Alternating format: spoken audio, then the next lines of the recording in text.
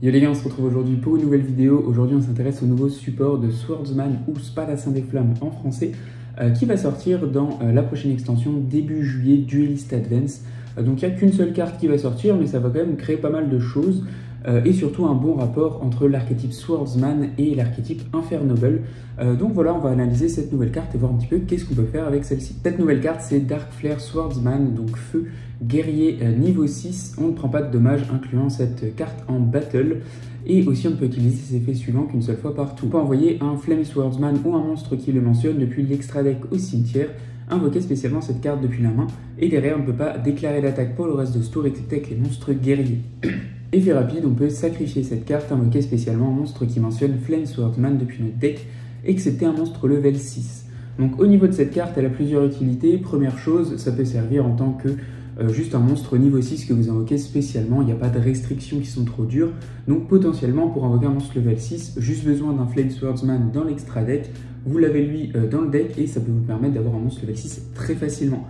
Deuxième possibilité, vous pouvez le rentrer x3 dans un deck Swordsman classique. Ça permet de stabiliser les combos, de ne pas passer par votre invocation normale, donc potentiellement de jouer d'autres choses avec, ce qui peut être très cool dans un deck Swordsman classique, et ça permet aussi d'avoir une très bonne alchimie avec le deck Infernoble, étant donné que les deux decks vont bien jouer autour des magies d'équipement, donc ils vont pouvoir s'entraider avec les monstres Infernoble et avec nos monstres de Swordsman pour faire des équipements, pour avoir un maximum d'interruptions pendant le tour adverse. Et en plus de ça, ça reste tous des monstres guerriers feu, donc ils peuvent très bien se rééquiper entre eux, ce qui reste extrêmement intéressant. Le combo, une carte avec notre nouveau Dark Flare Swordsman.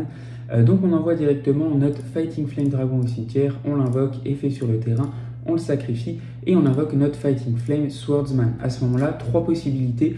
Vous avez tout ce qu'il faut pour faire votre combo, vous pouvez aller chercher votre piège pour avoir une interruption de plus, ou alors vous avez vraiment plus rien derrière, donc vous allez vouloir faire votre interruption avec l'archétype Flame Swordsman et finir sur votre Ultimate Flame Swordsman. Donc là, à ce moment-là, on va chercher la magie continue, ou si on a besoin d'un autre monstre pour accéder à d'autres choses, ou par exemple à Infernoble, on peut aller chercher notre magie rapide qui va nous donner accès à un autre Fighting Flame Swordsman qu'on peut invoquer normalement, comme on n'a pas invoqué normalement pour le début du tour. Donc là, dans le cas où potentiellement on n'a rien de plus, on va chercher du coup notre magie continue, on l'active comme ceci, on active son effet, on l'envoie au cimetière, on fait notre Spadassin des Flammes, effet dans le cimetière, on va pouvoir aller chercher, envoyer notre Salamandra au cimetière, effet de Salamandra, on va pouvoir aller chercher notre magie d'équipement.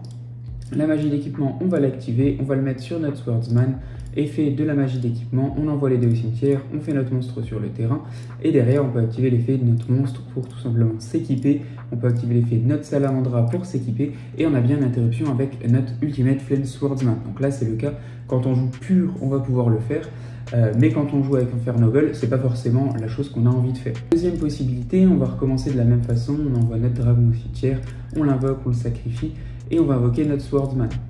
Dans le cas où on veut aller chercher du Infernoble, on peut tout simplement, même si on ne touche pas des cartes Infernoble, arriver sur la loupe avec les combos, étant donné qu'on active notre magie continue, on va chercher notre Flame Swordsman, on l'invoque directement sur le terrain, et derrière on a bien accès à notre, juste ici, notre boxeur indomptable.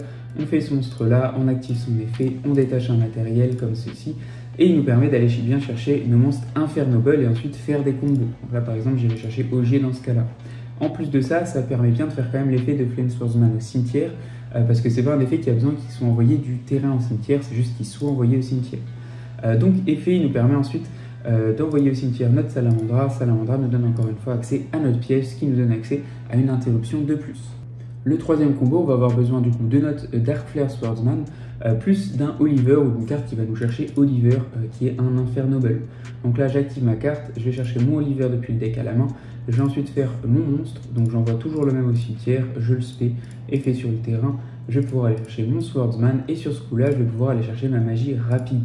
Je vais chercher ma magie rapide, je vais l'activer directement, comme ceci, je vais chercher la même carte, et derrière je vais activer l'effet d'Oliver, je vais l'envoyer au cimetière, Oliver va passer niveau 1, et mon Flame Swordsman va me permettre d'envoyer Salamandra directement au cimetière. Effet de Salamandra, je vais chercher ma piège, et derrière j'ai bien l'accès à mon monstre Angelica, donc j'envoie les deux monstres au cimetière comme ceci. Effet d'Angelica lui permet d'aller chercher le terrain Noble Knight, effet derrière de ma Salamandra qui permet de target Angelica, effet d'Angelica elle est target, elle va pouvoir se bannir, et en même temps envoyer au cimetière mon Turpin. Effet derrière, il y a mon Roland qui arrive sur le terrain, comme ceci. Effet de mon terrain, je vais chercher Durandal. Je vais équiper Durandal à juste ici à mon Roland. Effet de Turpin, je vais pouvoir le respect directement. Comme ceci, comme il y avait une carte magie d'équipement, je vais activer la carte magie d'équipement, je vais chercher Renault. Ensuite, je vais envoyer 2 cimetières pour avoir accès à mon premier Charles, comme ceci. Je vais pouvoir passer par mon Charlemagne juste ici. En envoyant les 2 Graves, effet de Charlemagne, je vais reprendre mon monstre directement dans la zone magie et piège. À ce moment-là, je vais spé directement ma Renault, effet de Renault. Je vais récupérer Turpin directement en main pour ensuite l'avoir au cimetière. Je vais envoyer les 2 sur le terrain. Ensuite, je vais avoir accès à ma Little Knight avec les 2 comme ceci. Et derrière, je vais pouvoir profiter de l'effet de Museum pour respect directement mon Infernoble Charles sur le terrain. Effet de Oliver, je vais rééquiper mon Charles sur le terrain comme ceci. Derrière, je vais pouvoir faire une deuxième fois cette link-là, l'invoquer sur le terrain. Effet de Charles, je reprends encore une fois un Charles sur le terrain. Je vais pouvoir aussi équiper Turpin depuis le cimetière directement à mon autre Charles, comme ceci. Et je vais set ma piège durant la end phase, donc il y a pas mal de choses qui se passent. Ma Angelica qui se remet en position de défense, et Charles qui permet de se rééquiper la magie de terrain, comme ceci, en end phase. Effet aussi, on ne va pas détruire une carte sur le terrain, pardon. Et en une phase, j'ai oublié de faire Oliver, mais Oliver normalement qui active son effet. Pendant le tour adverse, vous avez pas mal d'interruptions, étant donné que vous avez déjà la piège qui permet de s'activer. Donc logiquement, c'est des monstres à effet chez l'adversaire. Donc on va équiper un monstre et on va mettre face down un des monstres de l'adversaire au même timing, donc on le met face down. Ensuite, quand elle est au cimetière, on peut faire une fusion. En plus de ça, on a bien l'effet de Roland qui peut se mettre en timing qui veut. Effet, du coup, on a l'effet de détruire sur le terrain avec notre Charles. Et en plus, on a des negates étant donné qu'on a plein de cartes qui sont équipées. Voilà tout pour cette vidéo sur cette nouvelle carte. Je la trouve extrêmement stylée. J'adore Flame Swordsman en pur. Je trouvais ça vraiment pas ouf et c'était dommage. Clairement, maintenant, avec Infernoble, il y a des trucs à faire. Oui, on est sensible à pas mal de choses, dont Droll, ça c'est sûr et certain. Mais clairement, le deck est vraiment jouable. On a un bon board final. On joue des cartes qui sont extrêmement stylées. On va pas se mentir. Personnellement, je trouve que la ligne de Charles the Great est vraiment elle est incroyable. J'ai vu qu'en plus elle était en 25 ans. Je pense que je vais me la prendre dans pas longtemps. Donc voilà. Merci en tout cas d'avoir regardé. N'hésitez pas à me donner votre avis. Ciao, ciao. À plus et abonnez-vous.